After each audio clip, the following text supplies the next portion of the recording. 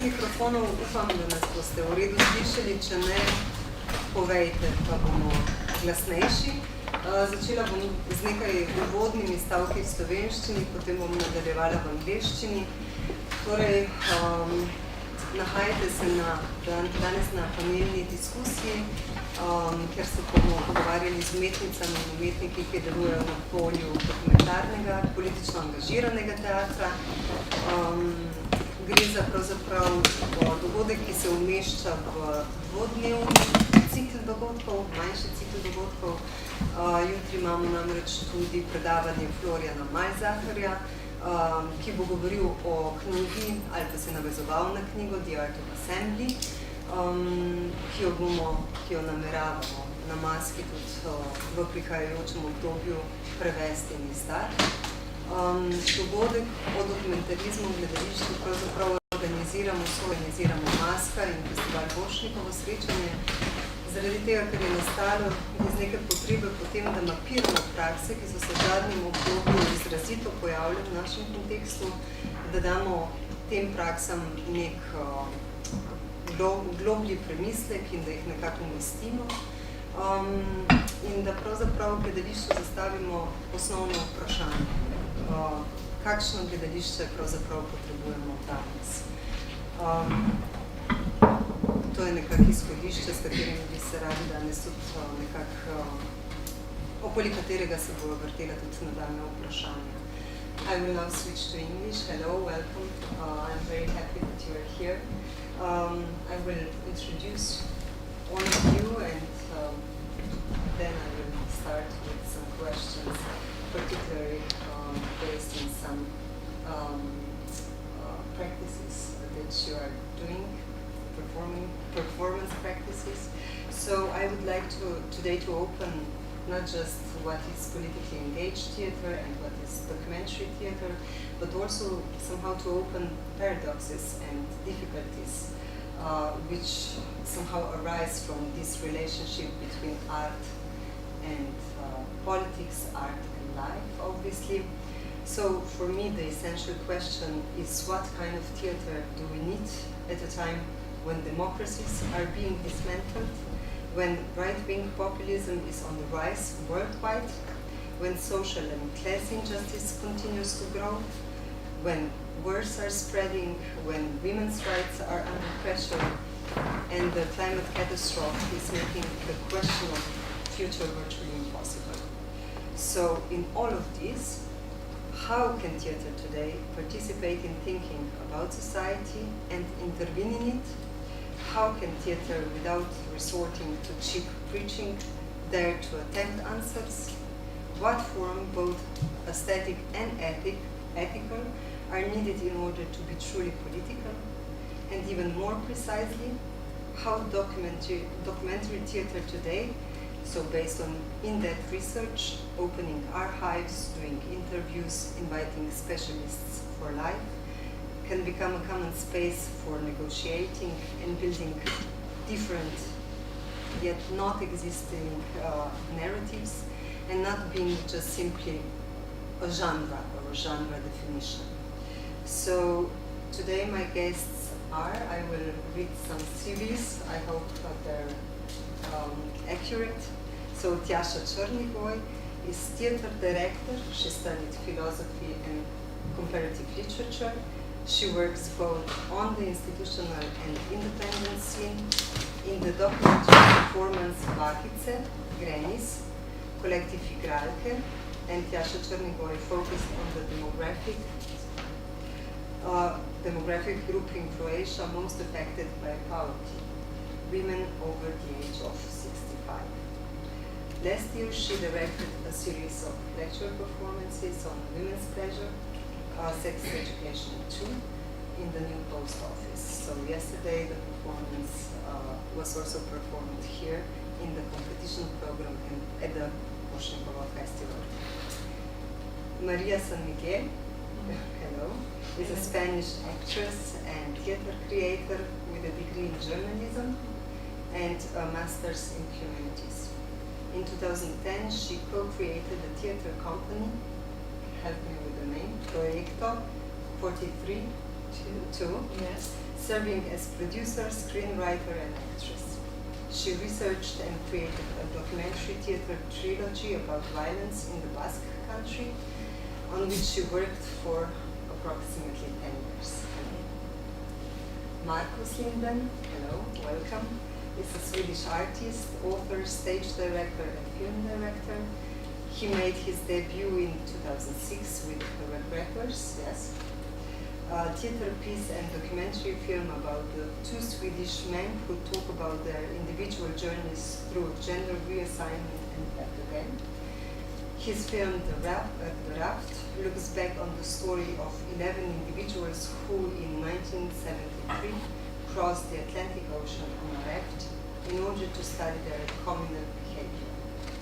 His most recent play, The Invisible Adventure, is a documentary-based conversation drama about identity, death, and transformation. Žiga Divjak, hello, entered the Slovenian cultural public sphere with a series of events and performances under the collective title Tik pred revolucijo, right before the revolution. He has remained socially engaged in all his performances. Six and Game are performances that deal with migrant crisis, and in the later performances he addresses the issue of ecological crisis. Janez Janša is one of the 3 contemporary artists who changed their names in 2007 to Janez Janša, the name of the Slovenian right-wing politician, Janez Janša. He is an editor, theater director, professor, and performing artist. He has made several documentary performances, particularly on the constitution of the young state, linked to the crime, violence of politics, of course, in which he has included also investigative journalists. I hope this is enough of CVs. Thank you for being here. So I will now start with Tjaša and maybe with the question which is based on her work, on her practice, which is very much based on dealing with history of women, dealing with reproductive rights, also in sex education too. Maybe you can say some more about it, but my question is, why do you think it is important to somehow reveal women's histories, and why to do it on women's bodies and not using or dealing with bodies also in narratives and also on the stage. So, and maybe how is this feminist perspective also somehow present in your work in the process, in the production process as well? Yes, I will start somewhere and see where I can come to. Okay. The starting point for the example sex education too was for me like an observation that there is somehow a lack of those contents in the public space and also in the theater, that there is a lack of content connected to women's reproductive and sexual rights, and this is how I started thinking about everything, and in this frame I also started to think that it would be interesting to dig into the history of sex education in our region or in our area or in our country. But I didn't, at that point, I didn't know like almost anything about it. I mean, I read some fragments, but not until we started to like dig deeper into it and started to like really research, we realized that there is actually like a big story that isn't actually told so much, that a lot of people doesn't really know how the situation in our region, let's call it, was really bad, really worrying, and then how connected with Yugoslavia and with its politics, which was really progressive in the field of women's reproductive rights. How it actually came to be that Yugoslavia was the first country in the world that had the right to contraception and abortion written in its constitution. So somehow with our research things started to unravel for us. It was also really, it was not so easy to get information because we had to dig. It's not that you just I don't know, there is not a lot of materials that is already that it would be written, I don't know, in a book or on the internet. So this was also very, it was an important information that this is something that is not being written, that it's not being documented, the history of women's body and history of reproductive rights. And this is why it felt like the more we researched, the more it felt important to do this research and to put it on stage, to put it in the public space, to make people somehow aware of it. And why is it important to make people aware of it? Because, for different reasons. First reason is that it is important to, right now in Slovenia, the situation with women's reproductive rights is quite, relatively, in comparison to some other European countries, it's relatively fine, it's relatively okay. But we felt that it's important to not take these rights for granted because the tendencies for retraditionalization of the society are present and they are gaining voices and visibility. So it's important to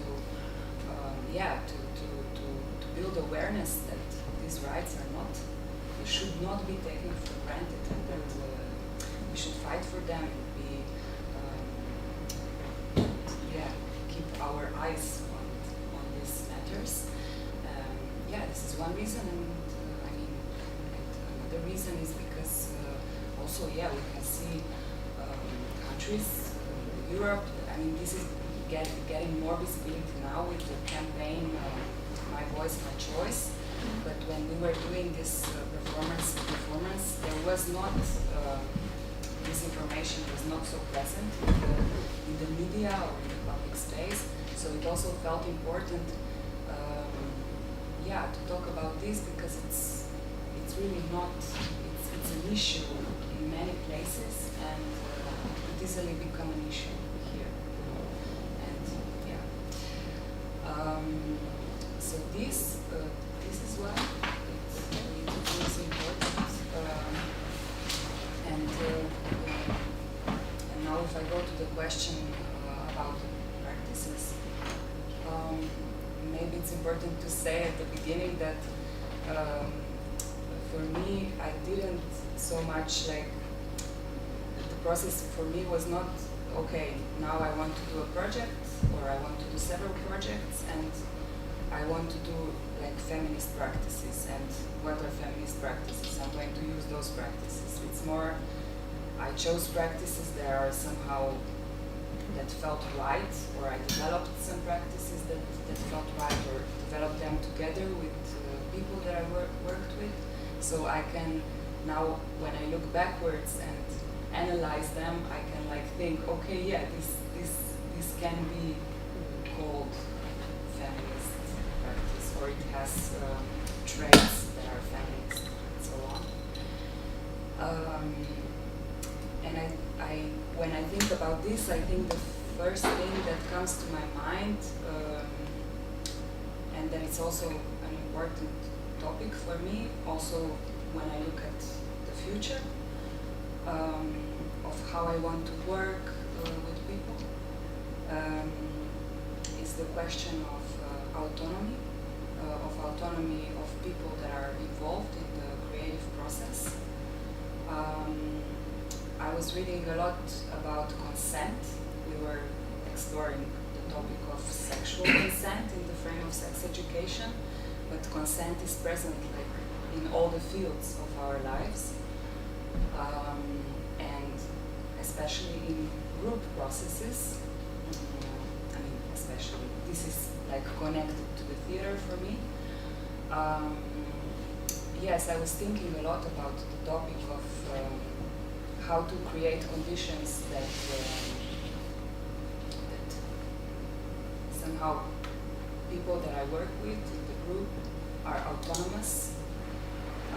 How do I create conditions that I feel autonomous?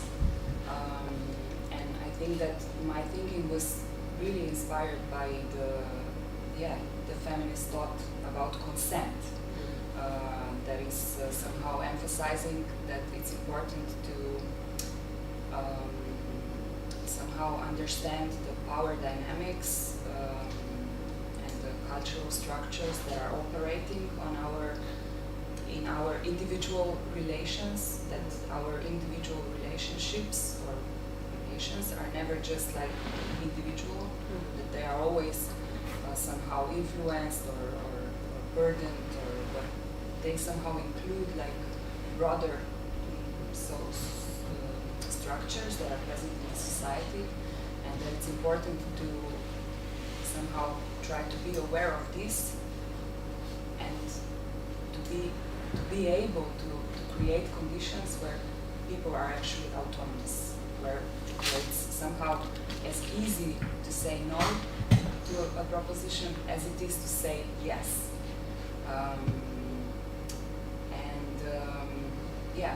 This was something that was important for me in the process, and this is something that I was trying to create. And there's a lot of other things. There's also the fact that we were talking about topics that are connected to, that are feminist, like in its core, that are giving visibility to, let's say, women's sexual and reproductive rights. Also the fact that maybe this is also connected with documentary in the theater, that we tried to give like a perspective that is pluralist, that we included like a lot of different women experiences, voices, to really to create this pluralist perspective. And at the same time it was important for us to be honest that this is also our subjective research, that it's that we as subjects and what we are interested in or what we are excited about are influencing this research. So also with the procedures in the pieces themselves, it was important for me to make this somehow visible, that our research is subjective, that it's not objective. And then I remember one last thing,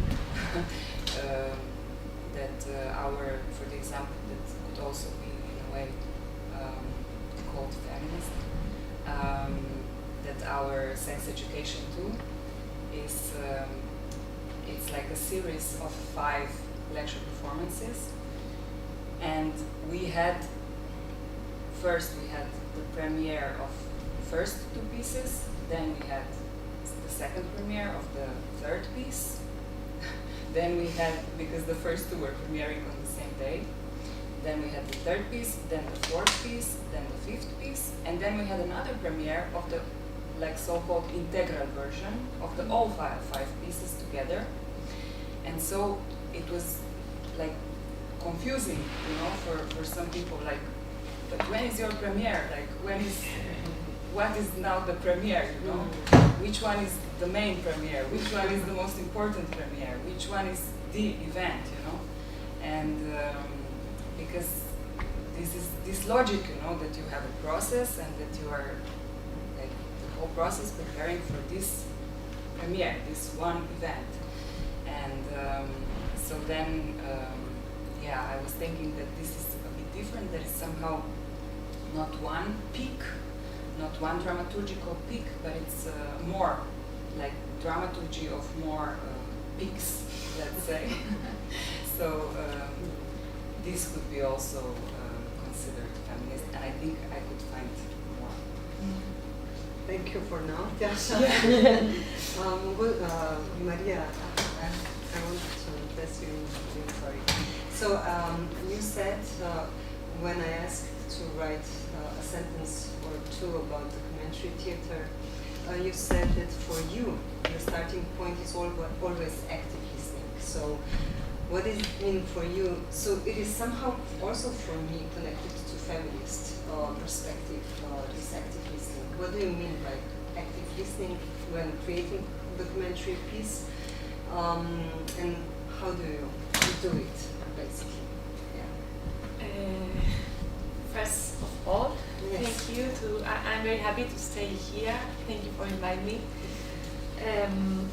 For me, it's like a radical listening means that when I began a process, I visit the territory where lived the protagonist of my project. So I try to listening with all my body because there are things that are in my mind, in my ideas, but reality change constantly. So I think that like an artist, I have to stay very present, listen, smelling, listen the silence, because for example I don't know here, I suppose it's the same, but my country is built in silence. We don't work the memory, we work the forgiveness, the forgotten. So it's very important to stay with all your body, with these people, and to in the territory, living in, for example, usually when I in a process of investigation, I go sometimes during a year, several times in the same month, and live in the territory, because you can feel how the peoples move, how the peoples to be in relation. So you have to apart your feelings, your own feelings, and to become in these people that you study, that you observe. So it's important for me this radical listening, because appear new doors that you have to open, doors that you didn't know before to go. So, and in silence, and things that people not comment, or the official narratives. For me, it's very important to look for, okay, this is the official narrative, and there are dissident narratives always. And why? Why exist this official? Why the power silence the another ones?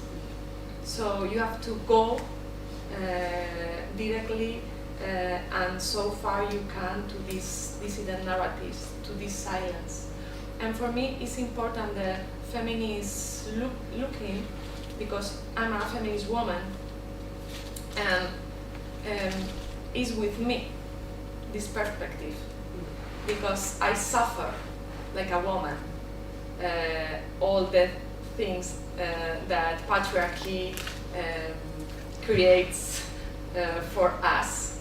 So I think that we have another kind of looking about the themes, because you can separate your perspective and your life and your feelings like a woman, and the fight for your rights like a woman.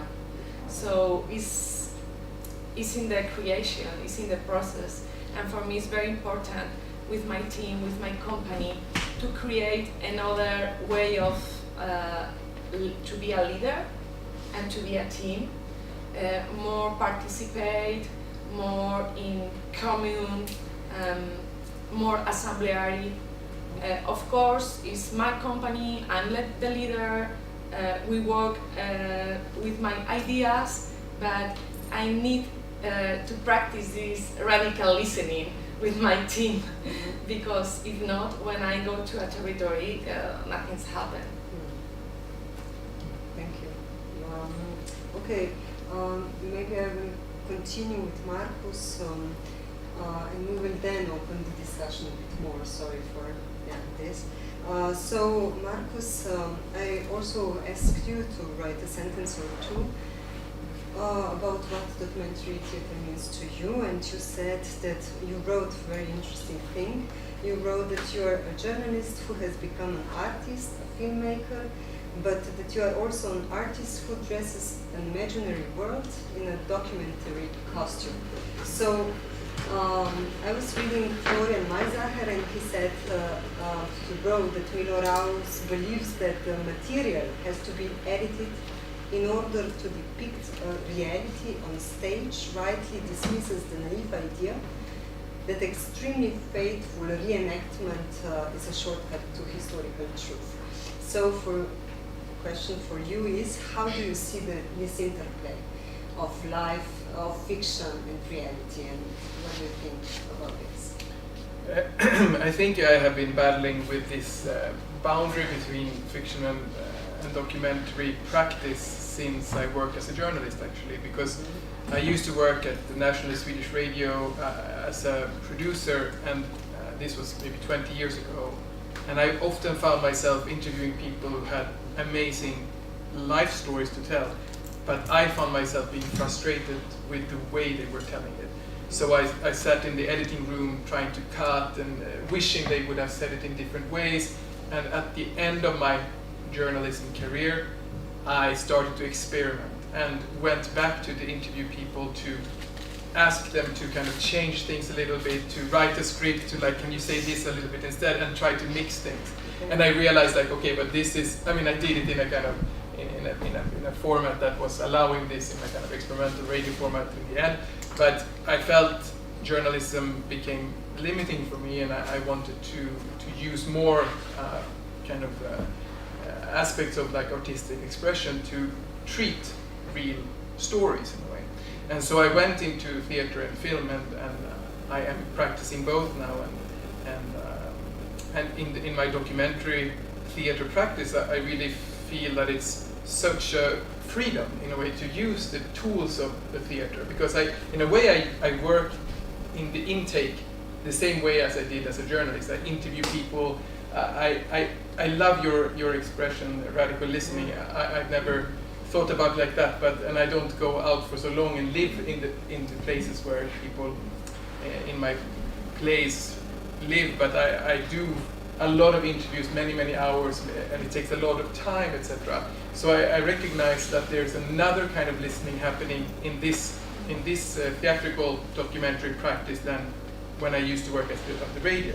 And it's really liberating, and I think you do access other kinds of materials, doors are opening up to other things that you can enter, and then in the end you artistically also have the freedom to kind of play with things. And so in a way I think throughout the years I've become more and more of a fiction writer, but still kind of using the basics and the methods of journalism in a way. And of course this thing with the documentary theater as a costume in a way, I mean, there are many people working with, it's really become a genre, like a documentary theater. You might say that it has certain outputs that it creates, that it generates. Like if you interview someone, of course, the most natural way for that to become a text or become an expression on stage is to be, you know, a monologue or like directed towards the audience. That's how like the interview would be kind of delivered in different playful ways. And I've been trying my best to see in my practice how to be playful with that, how to avoid this, to only use the monologue. So now, the last couple of years, just to say something about my practice before moving on, like I have tried to make a kind of documentary theater that, first of all, takes away the stage.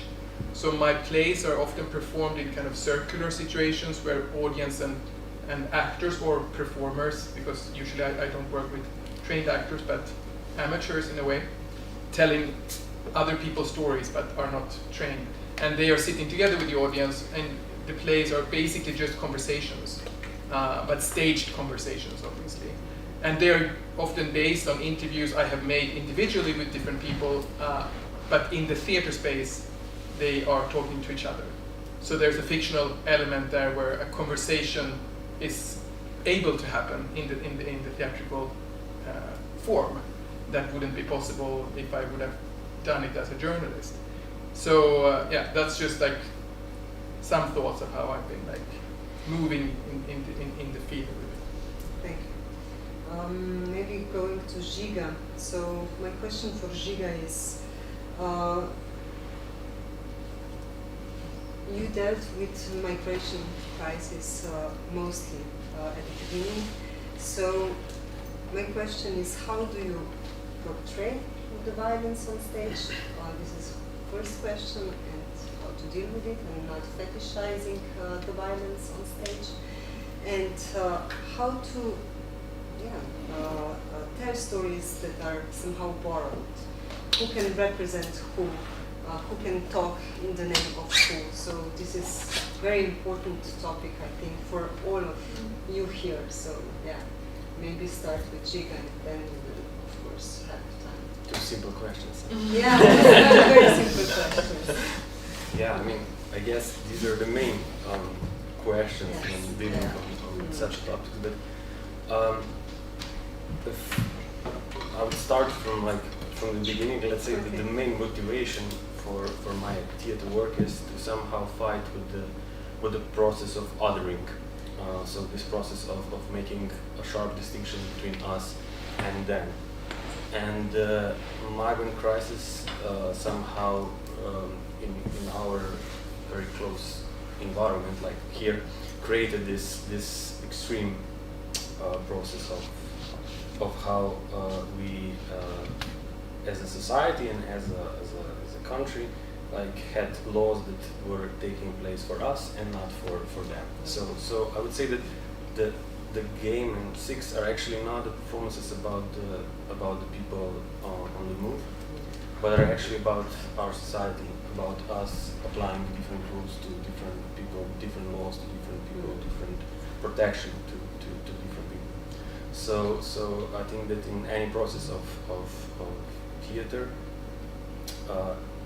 if you stay on the level where you're telling somebody else's story, I think here somehow didn't go deep enough. So somehow I believe that in the process I usually, in one sense or the other, somehow it's about us on the end. I mean, if it's not about us, then I think something is a little bit for me not going deep enough, because that's maybe the other thing that's really interesting for me in the theater is this process of building comradeship. So I'm really interested in how to build common grounds, how to create a situation where we would we could create like common rebellion, so to speak, where we could see the people not only through the lenses of portraying them as victims, but maybe more as a fighters, as the people that struggle, that maybe their struggle is more radical than yours, but somehow when you go into the details, you see that somehow the same processes are in place, those that are making our lives more precarious, and those that force other people to move, either is from political reasons or from climate disaster. So that would be like one part of the answer. Yeah, okay.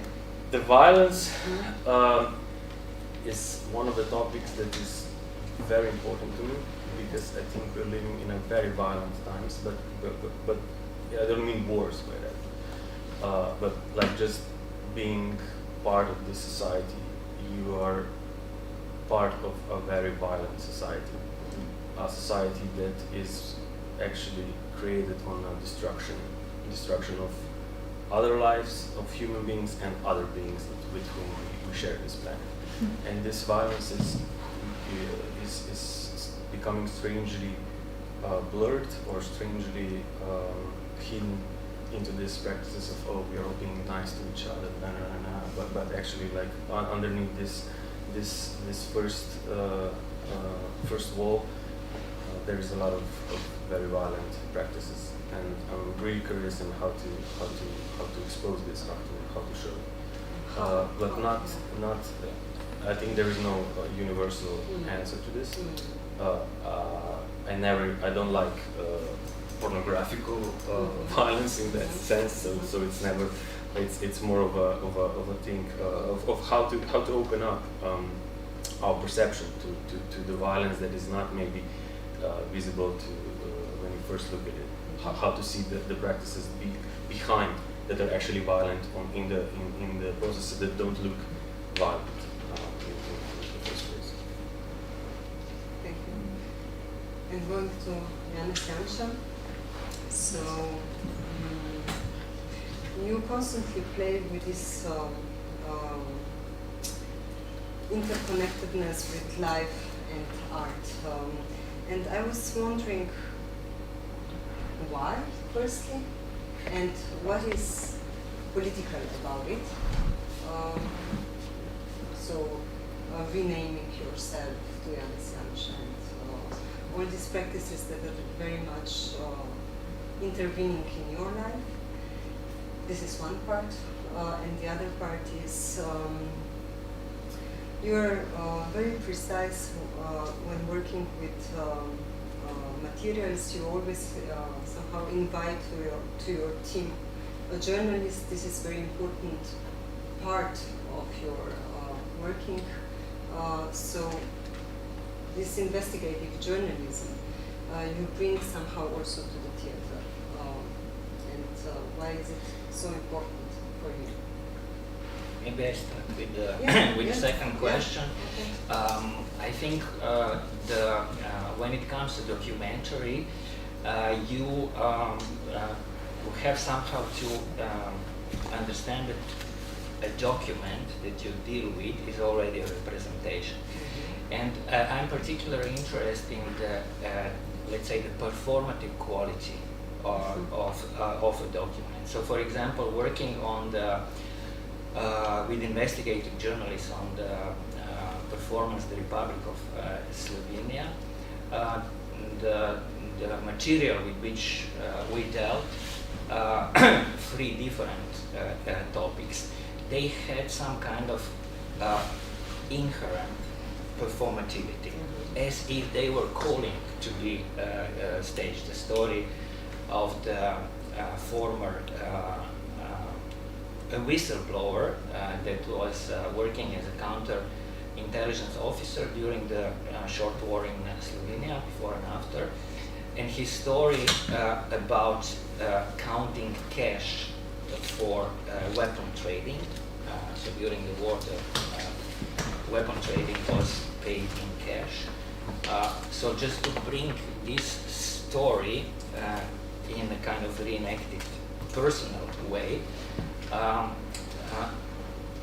brought some kind of very theatrical thing, because the story, one is counting cash that is then going to Austria secretly in order to pay weapon to be brought here.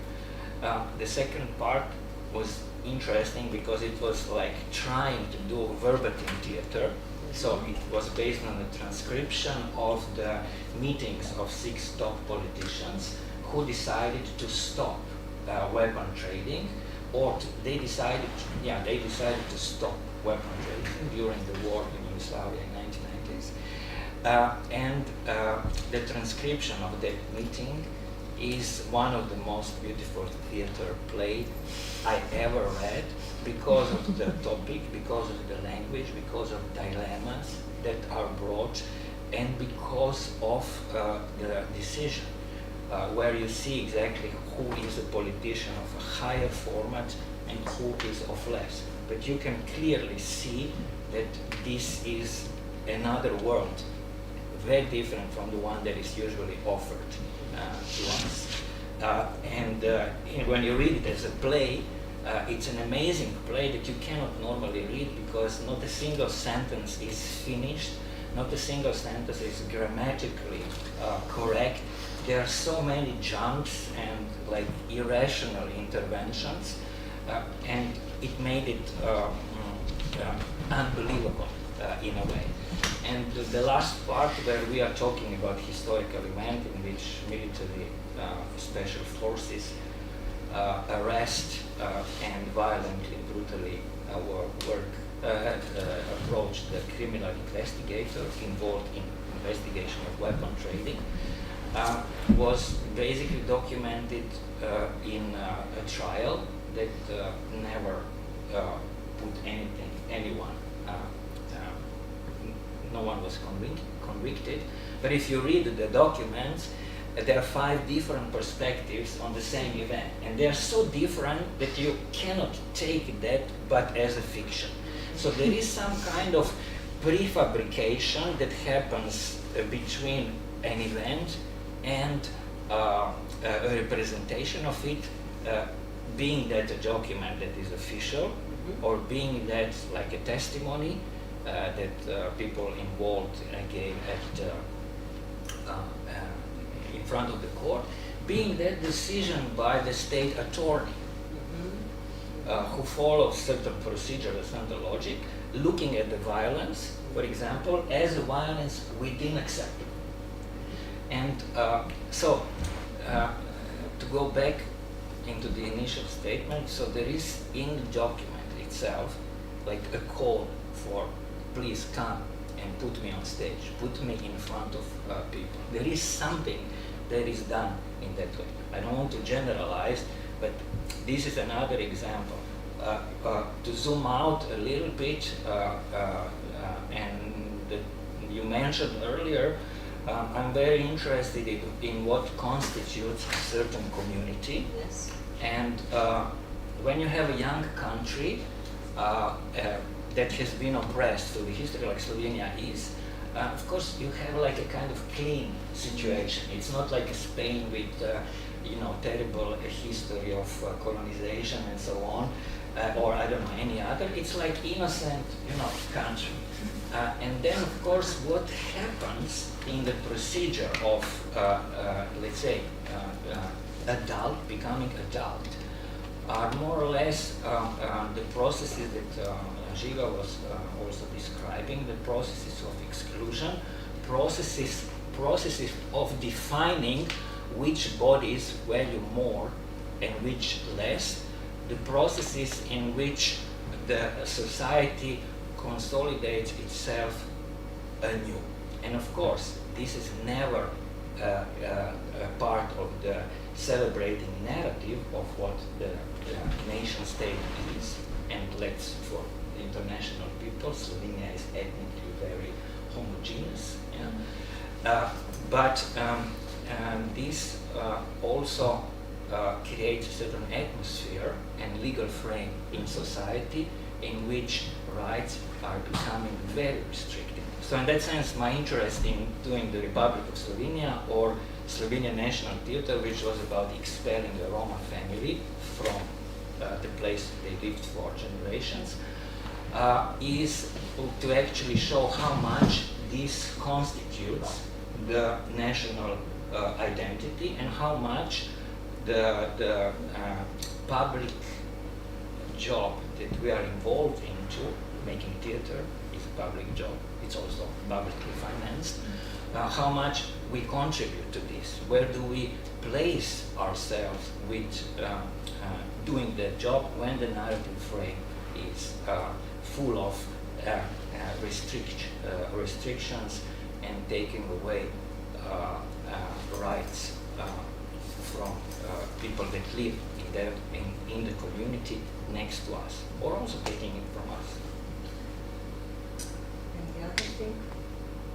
art and life. Yes. The other thing. I don't know. For me, it's a very important question. Like, where do you place yourself, and what can you do as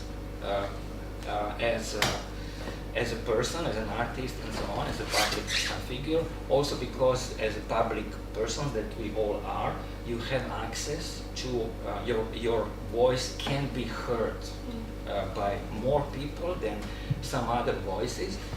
In that respect, it's really beautiful what I know Jasha's work and Žiga's work, who did a lot in bringing voices of people that are usually not heard or they don't have access and so on.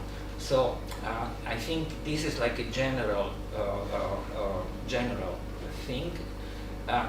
And if you ask me then about the name change and so on, it's maybe something that you can actually do, and everyone can do that. It's not like anything.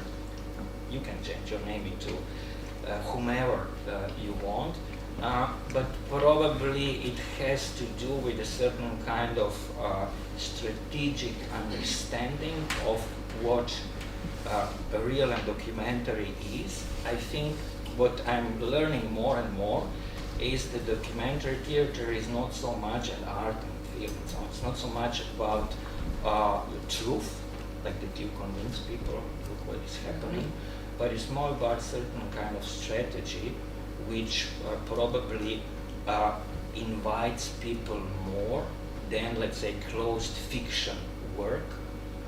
So I would like with Jasha to talk about her work personally, how in some moments you are engaged and open more, in some moments less. And it's beautiful to experience this as a spectator space that is offered to you. And this is what I think is happening, generally speaking, really generally speaking, in maybe the works that we are doing. There's more space for people to engage. Yeah.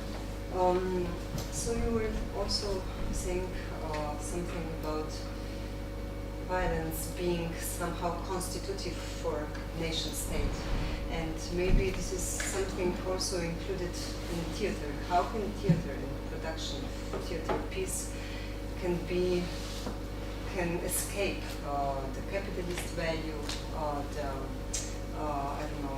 violence that is somehow being part of the system, precariousness? How can somehow we can do things differently on the level of production and distribution of art? So my question is, basically, can art escape, or your work escape this appropriation of capitalist system that is very repressive? Maybe to open up the discussion a bit. Yeah?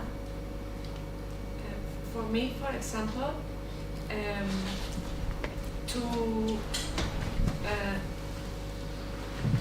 the act of theater is very anti-capitalist, because now I just premiered a new show in Spain, and we were during almost 2 months joining every day several people on my team, rehearsal and thinking and looking for another time, different outside. Here, for me, it's very political to look for a new time in a scene, not the negativist time, for example, or the capitalist time. So the act of meet together and think together is to be against capitalism, because capitalism looks for productivity, for make things very quickly, and not think about anything. So to create political theater is for me is a big political gesto politico. For example, I listened to you, Alja, and I think, oh my God, here I'm with a performance that in my country only performed 2 times. It's a cost for me, like an artist, to be a political artist and to break silence in my country.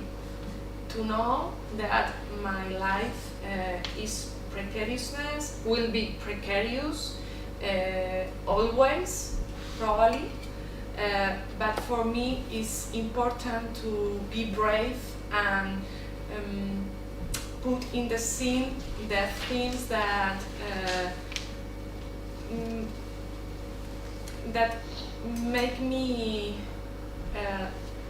alive and that create emotions and connect with my sensibility, because I think that the audience, if I connect with some things breaking silence in with my emotion, with my sensibility, people maybe will be touched.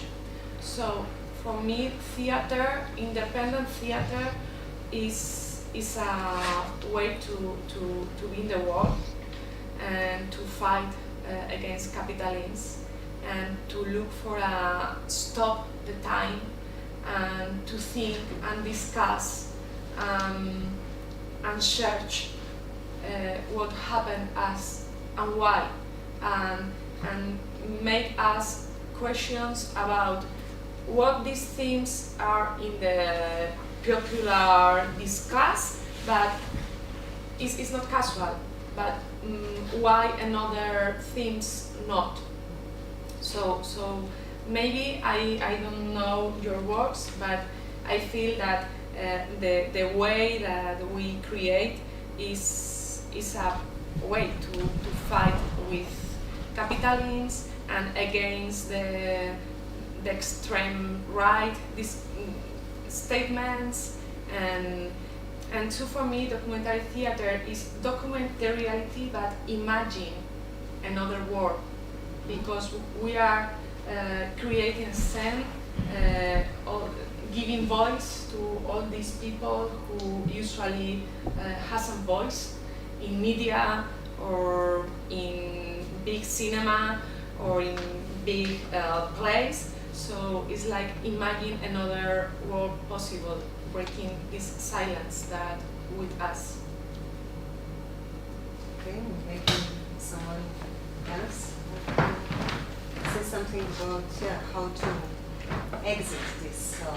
I mean, I can say something like one reflection that goes more into the practice of the storytelling, because I think that when you are operating within the independent theater scene, you often do as a documentary theater maker, I guess, then you are operating within probably public funding, and so it's not. I don't really agree that it's really part of the capitalist structures. But then, of course, if you can talk about dominant types of narratives that are potentially influenced by capitalism in a way, and the way that storytelling is expected to be efficient or based on conflict, for example. I mean, the whole theatrical tradition is based on conflict, and like that's how you learn dramaturgy in theater school. Like how to construct narrative is to recognize conflict to make some kind of motor for your work. And there I've been thinking more in this realms, like how can you go against that? What is possible to propose that isn't the conflict? And I think that documentary theater has a great potential. It's an entry point into other forms of narrative. And for me, I have tried to use, avoid conflict and rather work with curiosity, so that characters are actually not really trying to fight. It's not really so like about polarizing oppositions. It's more about being curious about the other person's perspective, to try to understand and to not.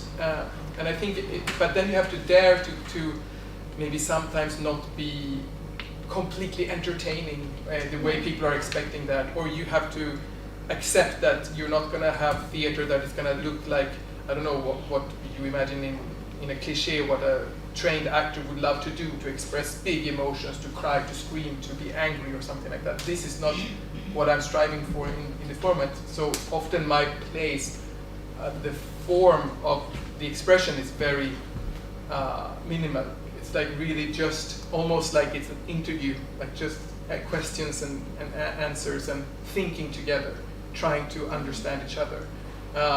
And I think that's my way of dealing with, I think, what you were also talking about, that is, you said something, otherness, othering. I thought that was great. I mean, this is also something that I think theater in general, in a way, like as a format when audience and actors, performers are meeting in the same space, it's really trying to, it has a potential to go beyond that and create an us rather than a we and them. And I think that this, for me, is like to try to find the curiosity rather than the conflict is a motor for me, and I'm doing that through the conversations that I'm trying to create from my interviews, basically. It's beautiful to hear this, but the question is, do you have conditions actually to have this kind of conversation when you are oppressed, or when you are in an oppressed position? Do you really have time to be curious about what your oppressor is really thinking and so on? I think when you have such amount of injustice and inequality in treatment of individuals, then it's for me difficult not to imagine, and I'm also in my practice totally against this conflictual theater, but I think the reality is in such a disproportion in terms of rights and so on, that, for example, now there is a lot of discussion when it comes, especially in Germany where I'm situated, like who has a luxury to discuss about complexity of a situation when you know that people are just dying, and you also know that people will die. Even if the war stops now, we know that there will be, So, not that I anything have to, because I will check and look very carefully in your work. It's nothing about your work, but I just want it in a general discussion, bring that sometimes you don't have conditions actually to be curious, because you have to survive until next couple of hours or tomorrow and so on. Sorry, really. No, but that's of course, and it's about, I talk from a very privileged position. I'm someone who operates a theater company in Paris and has resources for many festivals and theaters, and have the luxury to go into these kind of work processes that I can allow myself to do that. And I'm also in a personal way on a privileged position where I'm not immediately oppressed, so like it's not I have this luxury, and of course this is, I'm talking from this perspective, but I do understand and sympathize with that. That's not the case for everyone, of course. Okay, but I'm wondering, from different less privileged position, what is possible then in theater, or what kind of art is there if this is a less privileged position?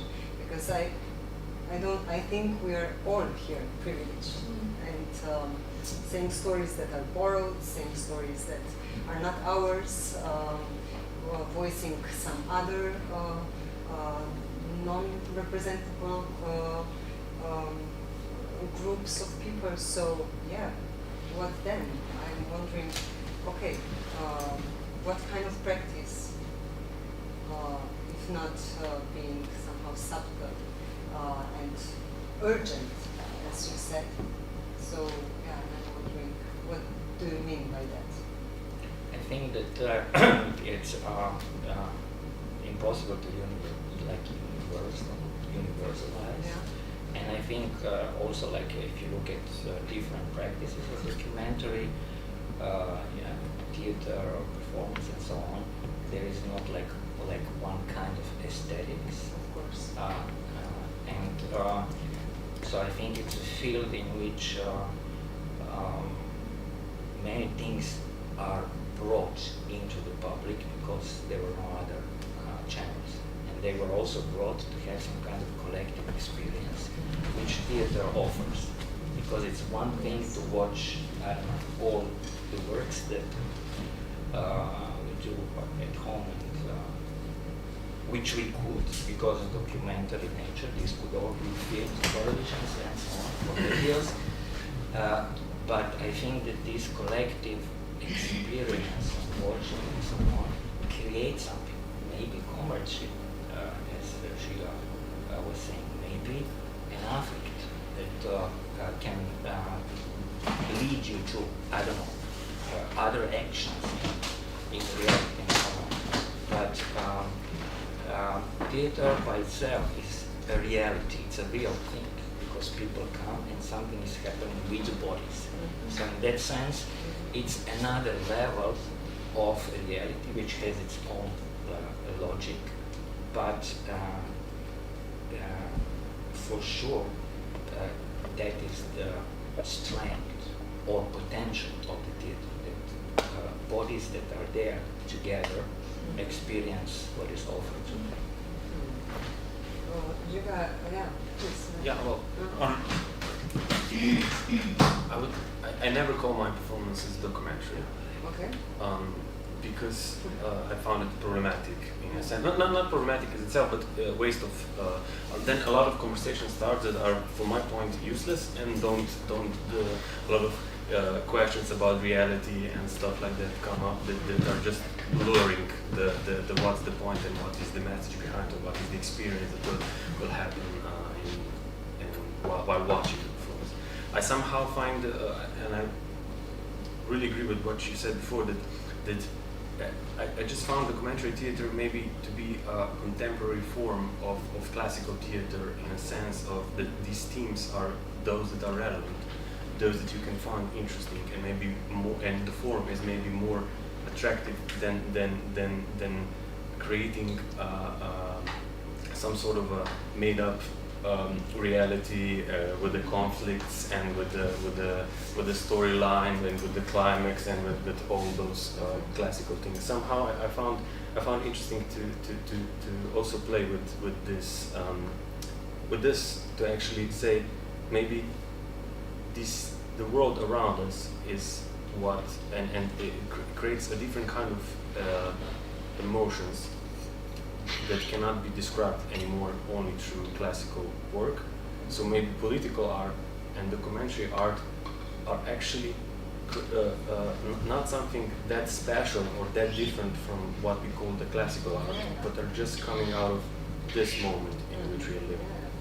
And why I'm saying this is to somehow put some pressure off the political engaged art and documentary art, because somehow there is this narrative that if you create this kind of art, then you're always, the question comes, okay, but what have you changed?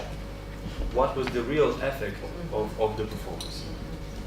I found it really disturbing, and really, because, I mean, of course, to be honest, of course, I ask this question myself all the time, but somehow, maybe that's not the point of this art, or this is something that cannot be measured in this stupid or direct way, because I think it's somehow just it's not, that's not the point actually of the engaged or political or documentary art in that narrow sense. Of course, I believe in fighting for a more just future, and of course, I do it from this perspective of trying to achieve, let's say, a better future. But it's this kind of questions that can act as something that stops the procedure before it even starts, the production before it even starts. Because if you start with this question, how would the capitalist? Of course, one simple answer is, of course, you cannot come out of it. But okay, this is one reality. So what? We do stop working? Do we stop creating art, or do we find other ways of dealing with it, and maybe not going into completely, oh, I will now build my own brand, now I only do documentary theater because I received a reward for one of the performances, so I will build up my brand. This is one answer. I'm not interested in it because I don't believe in this kind of world. Yeah, so it's kind of trying to find open ways of not saying, okay, I cannot escape capitalism, therefore I won't work, and on the other hand, don't have this illusion that we are working out of this context, because it's really hard to work out of this context, even if it looks like you're working out of this context. On the other hand, because we are sitting here in well-founded festival. Exactly. So basically, you accept all the paradoxes of this position, as I understand. And try to change and try to work within it for things to change. Yeah. I'm starting to believe in small, in multitude of small changes towards changing things, because I think we are fed up with the big narratives. Yeah. So for me, right at this moment, I'm just trying to open up our sensibilities to even see other creatures around us, other beings around us, because we are so fed up with the human's perspective, with only human perspective, that we are a lot of living beings around us don't even have a narrative towards us. We just see human narrative. And it's something strange when you become interesting, when you start to really pay attention to it, you see how it's exactly the same logic that is happening in the human narrative. Those who have the words and those who don't have, and the same procedures are in place. So this is where I found very interesting thing, how this world full of precarity is actually the same. If you look at the sweatshop, something similar is happening there than in the clear cuts of rainforest. Something quite tragically, the same kind of logic is in place. And that logic is, of course, how to make objects out of subjects. And there I found, then I completely agree, the theater in itself is always fight against one way or another objectification. So, But maybe on the level of procedures and of working in process working, do you also somehow have these questions in mind, not just on the representative level of the content, but also on the level of methodologies as well, and how you somehow incorporate this? You said comradeship. Maybe this is something coming from this. For you. I mean, and also, please. I think it's only partly like a conscious thing to do. Like I found it very interesting what you said in the beginning, that you didn't say, oh now I'll have a feminist practice, but it's something that you realize from the distance. Oh, actually, I was already incorporating this kind of things into my work because I believe in this kind of work. So I try to advocate in my life everything that I believe in. But of course, we are working in different contexts, and these contexts force you into different kind of workflow. Let's say, but to not abuse the power that is given to you in a certain moment when you come somewhere as a director, of course. That's at least a starting point, and try to open up the spaces as much as you can. Yeah, I would just like to add actually also to what Giga said, because it was, thank you for saying this, for somehow embracing these paradoxes. Because when you asked like what kind of practices are somehow, I don't remember the exact words, but what is going outside of this, let's say, capitalist or productivist frame. For me, the first thing that came to my mind was taking time, and in two senses, like taking time in the process of creating a piece, taking time to do things, to be able to do things more collectively, to be able to experiment, to be able to try. For me, the dearest processes that I had was when I was able to have a certain amount of time to just have like more laboratory kind of work for the whole team to bring like materials that could be used or could not, like just to try things out, to see what works, what's not, what kind of theater languages are adequate, what kind of topics we can open. But this takes time. You have to have like maybe a bit more time than in the conventional frames of theater processes. And also another aspect of taking time and maybe space is what you already mentioned. I find it, for example, with the project Sex Education 2, I found it really important that and this is something that we were like trying to create or trying to build. We were somehow starting from the point that there is a certain group of people coming to a certain space and taking a certain amount of time to spend it there together. And for me, it was important to somehow open the space where, first of all, like there would be some topics present that maybe otherwise are not in this kind of context where there is a group of people, you know, together. That maybe in these kind of topics we are, if we talk about them more like one-on-one, you know. But if there's a group, it's like this is like something maybe not something we're not used to, and something that is opening space for vulnerability. And this was really important, and I think this is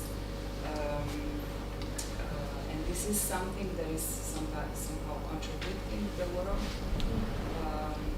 that we live in. To somehow have spaces that are, like, and I also think that also this kind of processes that I was talking about before, that you can work like in a laboratory, it's more vulnerable. So I think this is something that is really important. But at the same time, it's kind of a privilege, you know, to even have that time, to be able to take that time. But if I may, this was for we were both engaged in answering this question. How can I actually, like with Nova Pošta, with the new post office, that we came, the initial idea, it came up with 3 people, 4 people, and so on, how actually to create space where there is no result expected from you, but where you can actually engage in a process of research with a lot of, with the 14 people, I think we were, spending a year there. And of course it's a totally privileged position because we convinced an institution to offer us this, which is super luxurious. Not that this didn't make an institution nervous, not that they didn't question where is the result and so on. But seeing the works that were regularly shown also this festival, Žiga, by you, also other artists, gives also another argument for this as a kind of, even in capitalist terms, good way of working, where the serious artistic work comes out of it. So now this is going to be stopped, you know. Did capitalism, you know, through institutional logic killed that possibility that gives artists time to work in their own pace, to bring people they want in the pace they can actually feel free and collaborate and so on. So I would put your question a little bit more closer. There's not abstract capitalism, but it's, you know, there are people, because then otherwise I feel like being a product, an object, which I am not. We are all agents with capabilities that we have, but we are agents. And if you are a public person, as we are, you are even more an agent, and let's say you have more responsibility, for example, to take time and to go and to fight for what you can stand behind, and not what I don't know, is expected and so on. I don't know if really we are a privileged people. Of course, yes, because we do the thing we love. So in this kind of world, people who work in their passion is a privileged person. It's a privileged people. But I personally, I don't feel like a privileged person. Yes, because I have a speaker to share my way of looking. But I was with my company 2 months rehearsal, but for not with in my case, not with public help, only the company help, the company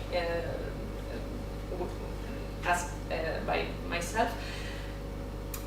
So the privilege maybe in this kind of world have and the people who moves millions of dollars or euros and live in another kind of situations.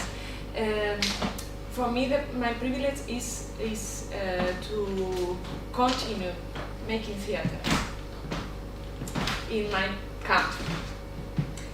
Yes, it's a privilege, but in my company, I think that we don't feel privileged people because we have a hard lives to be theater. For example, every summer I go on holidays with my parents because I can't pay by myself. So I don't know. It's true that, for example, in Spain and I think in Europe, people who make cinema or people who make high theater are people who came from high class families. Because if you come from a family of workers, it's very difficult that you can write a film. It's very difficult because you need time, and if you need time, you need money for spend this time creating. But people who came from family of workers like me,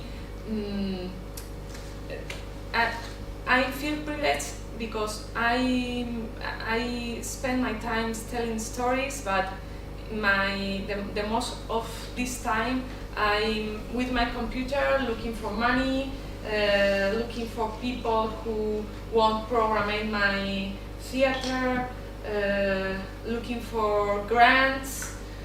So of course the time that I spend with my colleagues in the rehearsal space is for me the paradise, fucking paradise. Wow.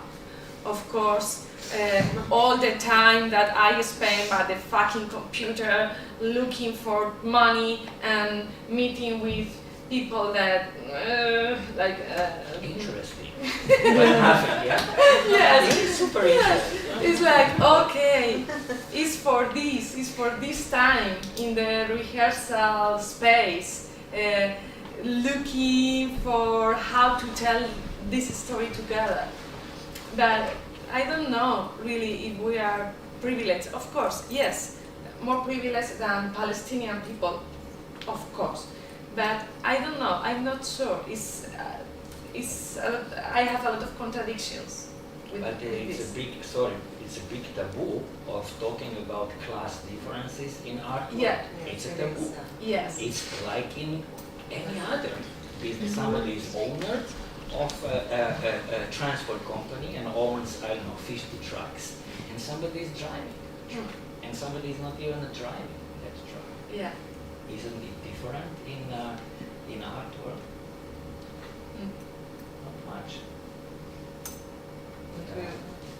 So, but I also agree with you that it's a matter of putting in a perspective.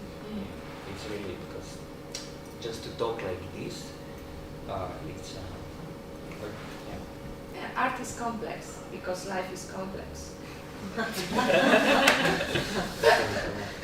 and more now in this It's time. not about moralizing about these things, but really to do research, to address this question, to voice out injustices that are happening wherever.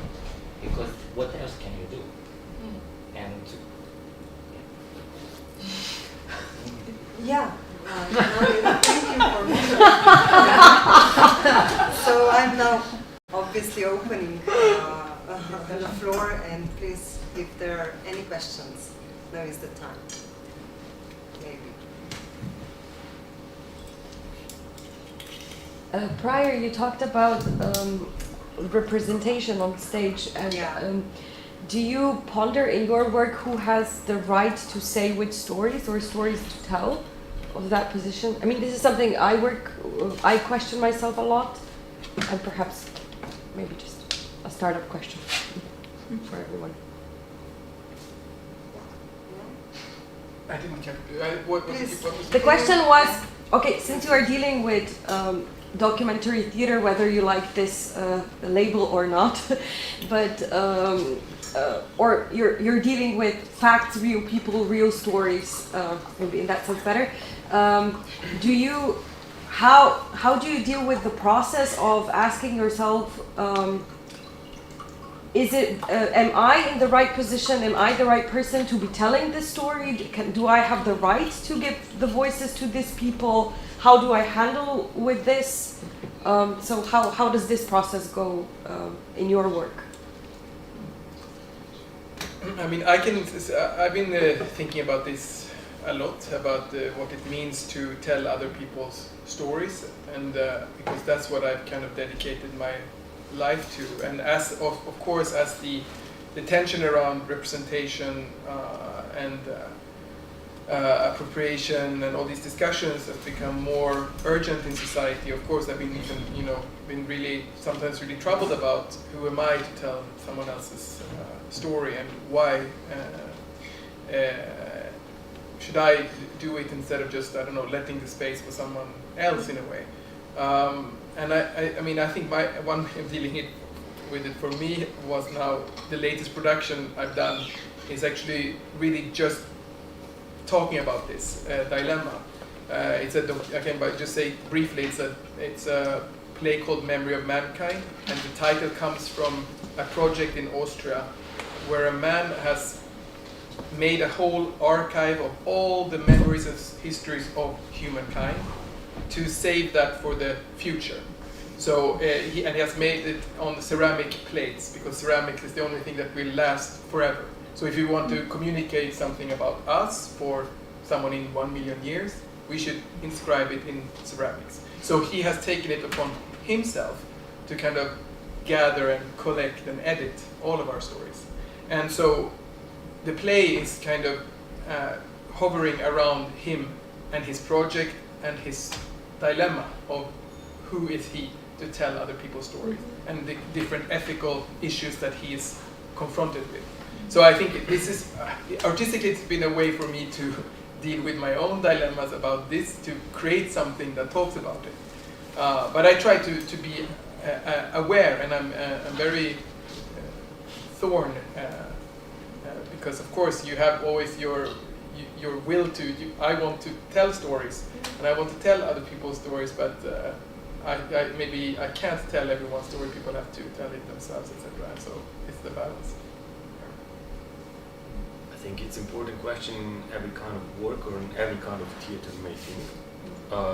And I found it important that in recent times this question became more relevant, but I also found it a little bit disturbing that it has the other side of this kind of question, and this is like in this question, if we are asking it too much, becomes like really we can easily become afraid of speaking out to whatever, because we can find, all of us can find ourselves incompetent of saying anything about anything if we are going too much into the details.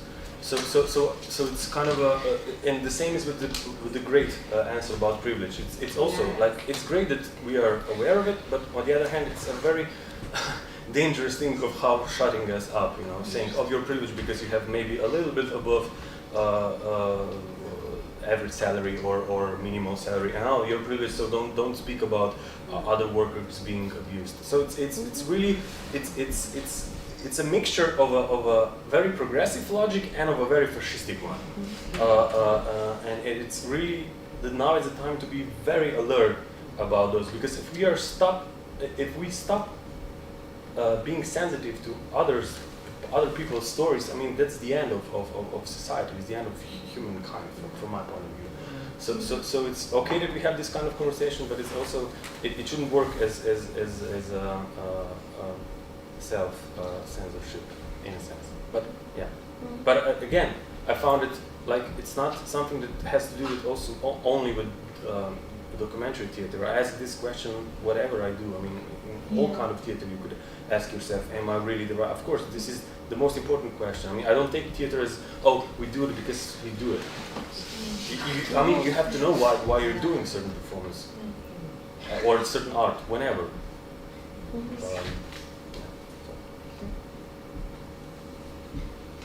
It's important to exercise the empathy. For me, empathy is everything. So, I would say compassion, because empathy is just like I'm feeling the same feeling you're feeling, and it stops here.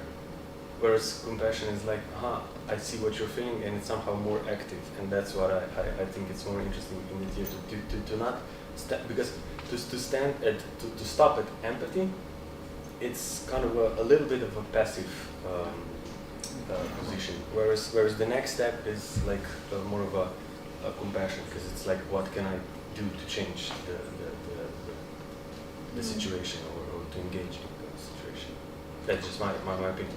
But it is a slippery slope a little bit, because of course telling other people's stories could really be like the extreme form of empathy or compassion, to really engage with someone else's life and take it upon yourself to try to tell it for others. I mean, it's very sympathetic and solidaric as an activity, but of course there might be violence involved in storytelling also, because to tell someone else's story, you of course make it pass through your perspective, and potentially you select and you choose and you take something. I mean, there is something that is sensitive about that, and I mean, history also tells us that some people's stories have been told and some people's stories have not been told. I mean, this we know from, women's stories have not been told, and queer people's stories or non-white people's stories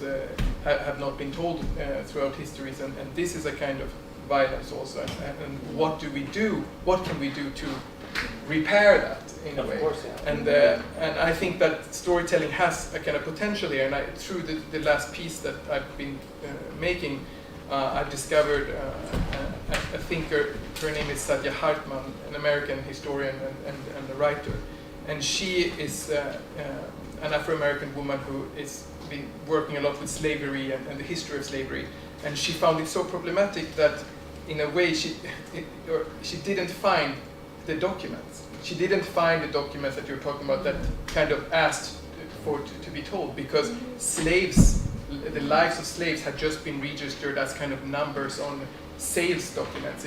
And so no one was ever asked, like the slaves themselves, how was your experience, what was your life like? So she didn't find that in the archives, and she felt of course, that was a great violence to her own history in a way. And her way of dealing with that as an academician and as a scientist, let's say, which is funny, because this is not even only an artistic approach, but is to invent a new concept that she calls critical fabulation. So she says that the only way to give voice to the people who didn't get a voice, who were silenced, is to use fiction. To let your imagination play in, and you take facts, of course, and you use the documents that are there, but you let your imagination spin further to kind of try to save some of the people who were forgotten, or the stories that were forgotten. And I thought that was really beautiful, and it really resonated with me in terms of documentary practices and allowing yourself to tell other people's stories, and how to work also, of course, in documentary or fiction, what's allowed, etc.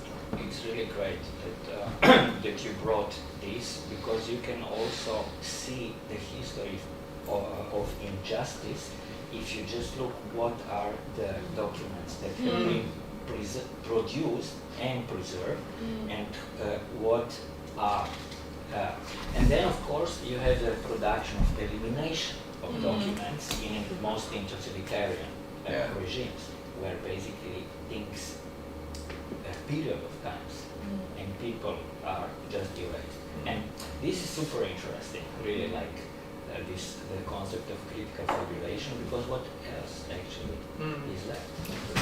Or to work with the no exist image.